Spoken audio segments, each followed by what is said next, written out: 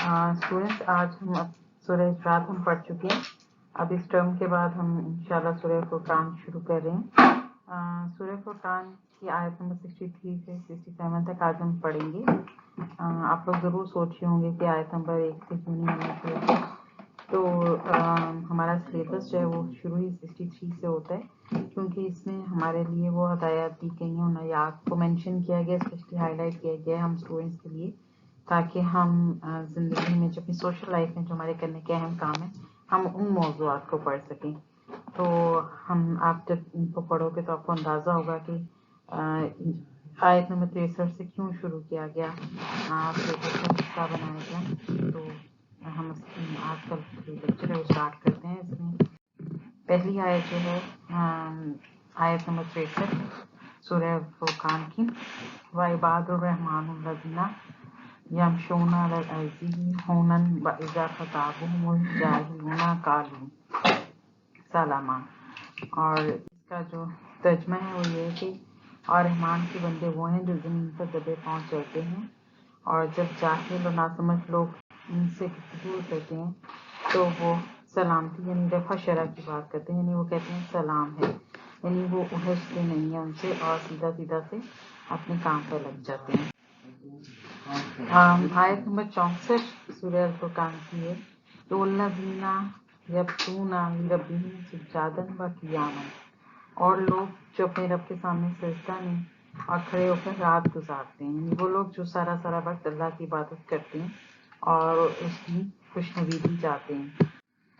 आयत नंबर 65 वल्लज़ीना याकुलूना रब्बना अस्रिफ अन्ना अज़ाब जहन्नम इन्ना अज़ाबहा काना गरामन।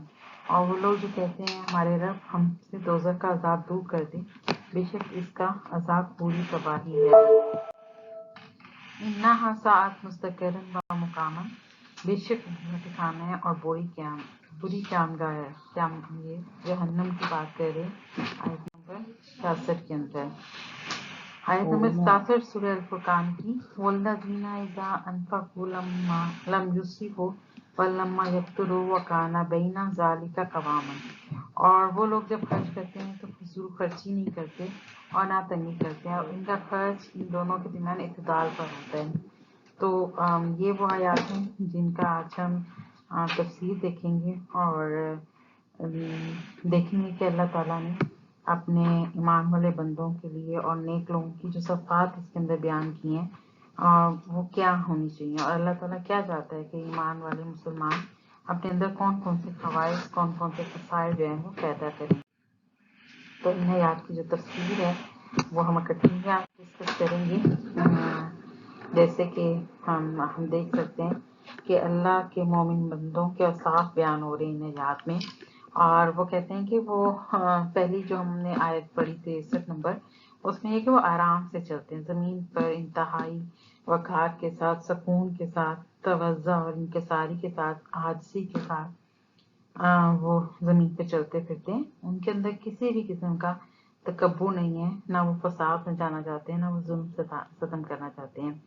जैसे कि हज़रत लुक़मान रहमतुल्लाह अलैह ने अपने लड़के से फरमाया था कि अकड़ कर ना चला कर, मगर इसका मतलब ये हरगिज़ नहीं था कि तसन्ना और बनावट से कमर झुकाकर मरीजों की तरह कदम कदम चलना, यानी ऐसे भी ना चला जाए कि लगे कि बंदा बीमार है और कोई बनावटी अंदाज से चल रहा है, बल्कि एक मियाना रवि से चलना चाहिए।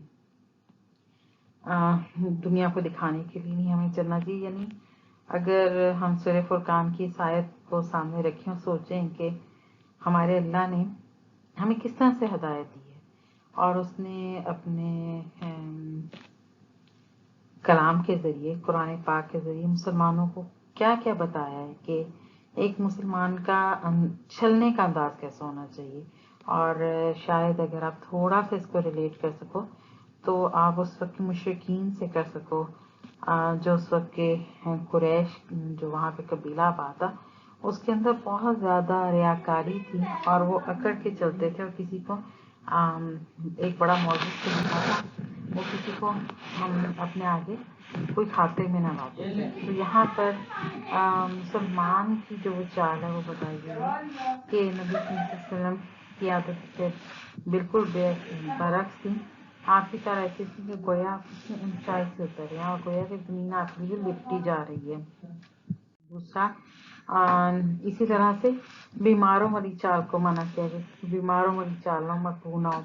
فاروق اعظم رضی اللہ عنہ نے ایک نوجوان کو دیکھا کہ وہ بہت آہستہ آہستہ چل رہا تھا۔ آپ نے اسے دریافت فرمایا کہ کیا تمہیں کچھ بیماری ہے، تم بیمار ہو؟ اس نے کہا نہیں۔ پھر آپ رضی اللہ عنہ نے فرمایا پھر یہ کیا چال ہے، خبردار جو بھی طرح چلا تو کوڑے کھائے گا، تاکہ کے ساتھ جلدی چلا کرو۔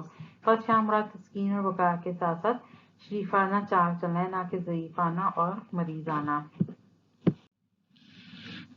چنانچہ ایک یہاں پہ آپ صحیح بخاری کی حدیث کا بھی ہم دیکھ لیتے ہیں، حوالہ دے لیتے ہیں کہ حدیث میں کہ جو نماز کے لیے آؤ تو دوڑ کر نہ ہو بلکہ تسکین کے ساتھ آؤ، جو جماعت کے ساتھ مل جائے اور ادا کر لو، جو فوت ہو جائے پوری کر لو۔ یعنی کہ ایک تو ٹائم سے پہلے نکلنا چاہیے گھر سے تاکہ باوقات یہ وقت پہ پہنچ سکیں۔ دوسرا، اگر تھوڑی دیر بھی ہو رہی ہے تو اتنا نہ بھاگتے ہوئے آؤ کہ جیسے سانس چڑھ جائے، بلکہ اگر تھوڑی بہت اگر نماز رک جائے تو اس کو بعد میں بھی پڑھ سکتے ہیں آپ۔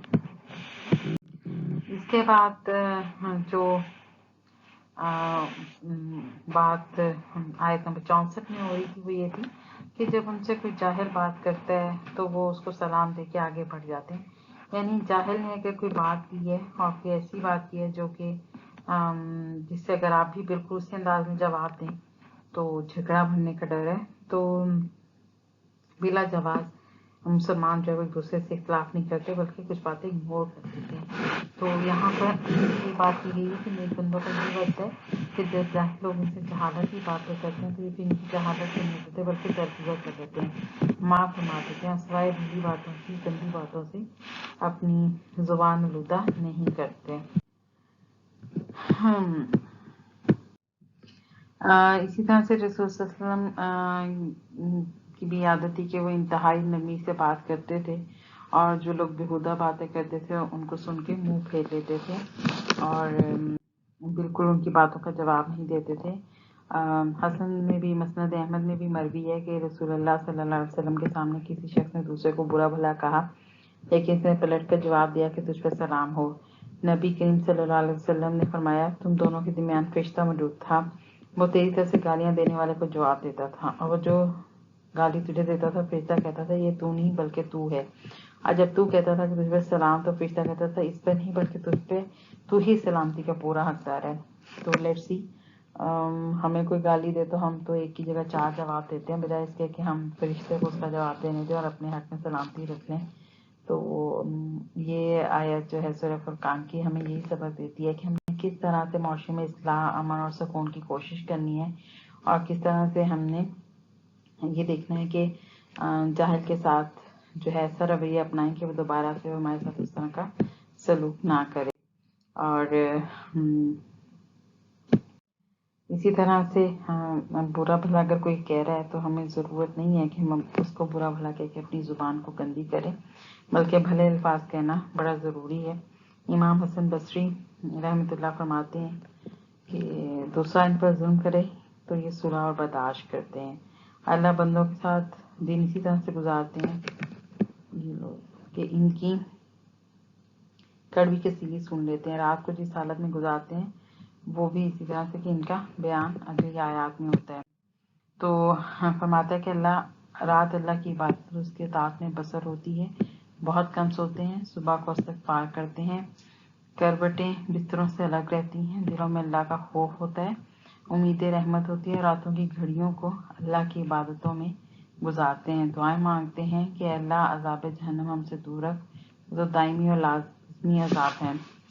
اور اس کی شان ایک شاعر نے بتائی ہے، یعذب یکن غراما وان یحزیلا فانہ لا یبالی،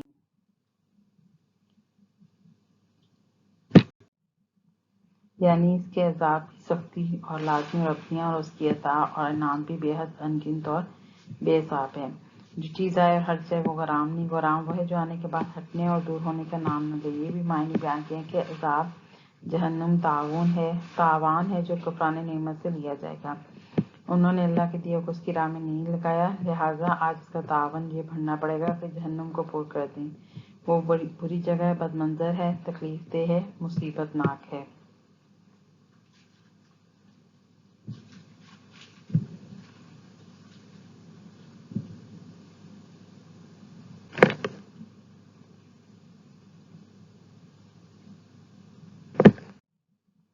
یعنی اس کے عذاب کی سختی اور لازمی ربطیاں اور اس کی عطا اور انعام بھی بے حد انگنت اور بے حساب ہے۔ جو چیز آئے اور ہٹ جائے وہ غرام نہیں، غرام وہ ہے جو آنے کے بعد ہٹنے اور دور ہونے کا نام نہ لے۔ یہ بھی معنی بیان کیے کہ عذاب جہنم تاوان ہے جو کفران نعمت سے لیا جائے گا۔ انہوں نے اللہ کے دیے کو اس کی راہ میں نہیں لگایا، لہٰذا آج اس کا تاوان یہ بھرنا پڑے گا کہ جہنم کو پور کر دیں۔ وہ بری جگہ ہے، بد منظر ہے، تکلیف دہ ہے، مصیبت ناک ہے۔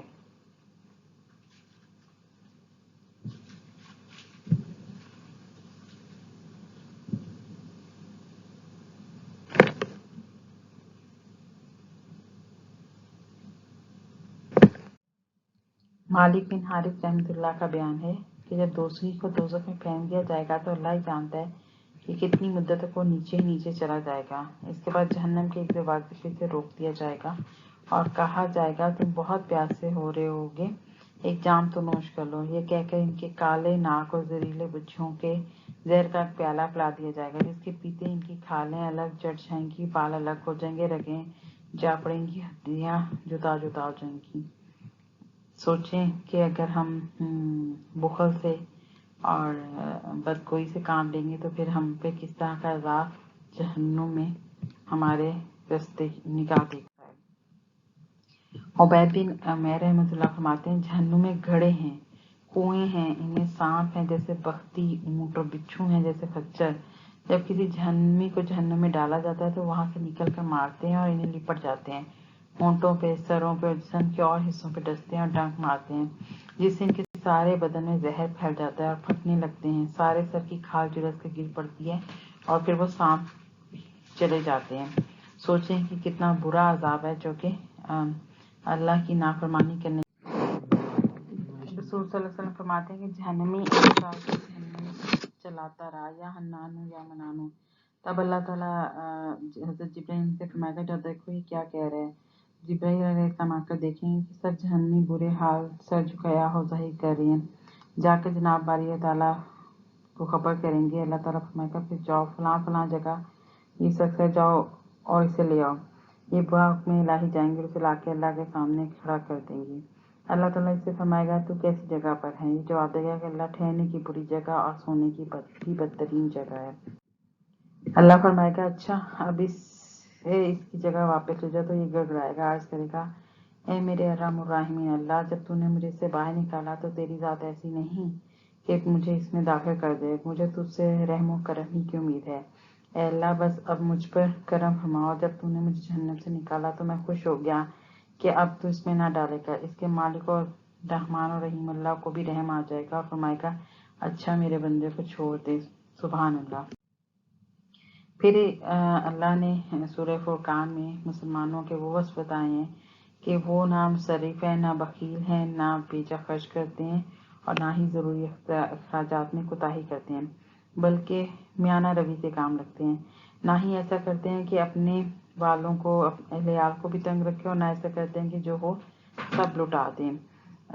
یعنی اس کا حکم اللہ تعالیٰ نے فرمایا ہے کہ یعنی نہ تو اپنے ہاتھ اپنی گردن سے باندھ دے اور نہ انہیں بالکل چھوڑ دے، یعنی میانہ روی کرے، کچھ خرچ کرے کچھ بچا لے، اور نہ اس سے اہل و عیال تنگ ہو اور نہ ہی اتنا خرچ کرے کہ اس کے پاس کچھ بچے نہ۔ پھر ان کا ایک مسند احمد میں فرمان رسول اللہ صلی اللہ علیہ وسلم ہے کہ اپنی گزران میں میانہ روی کرو، انسان کی سمجھداری کی دلیل ہے۔ اور حدیث میں جو افراط و تفریط سے بچتا ہے وہ کبھی حکیم محتاج نہیں ہوتا۔ مزدار کی حدیث میں کہ امیری میں، فقیری میں، عبادت میں میانہ روی بڑی ہی بہتر اور احسن چیز ہے، یعنی کہ نہ صرف خرچ کرنے میں بلکہ عبادت کرنے میں بھی میانہ روی چاہیے، دوستی رکھنے میں بھی میانہ روی چاہیے، نہ بہت زیادہ تعلقات بڑھا لو اور نہ بہت کم کر لو۔ امام حسن بصری رحمۃ اللہ فرماتے ہیں کہ اللہ کی راہ میں کتنا ہی خرچ چاہو دو، اس کا نام اسراف نہیں ہے۔ ایاس بن معاویہ رحمۃ اللہ علیہ فرماتے ہیں کہ جب کہیں تو حکم اللہ سے آگے بڑھ جائے وہی اسراف ہے، اور بزرگوں کا قول ہے کہ اللہ کی نافرمانی کا خرچ اسراف کہلاتا ہے۔ آج کے لیے اتنا کافی ہے، انشاءاللہ پھر ہم آگے فردر حدیث پڑھیں گے.